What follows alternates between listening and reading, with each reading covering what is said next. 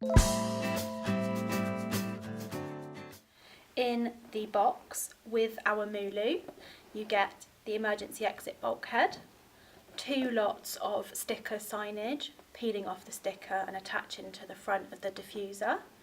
You then get instructions, safety warning regarding the battery, your stickers so you can indicate how you've wired the fit-in, whether it's maintained or non-maintained, and you get a screw pack to help with installation as well. Here is our Mulu emergency exit bulkhead. When you remove the cover, you can see it's a simple design on the inside. You have 2 connectors, one for the battery and one for the LED board itself. When attaching the cover, there are 4 click points.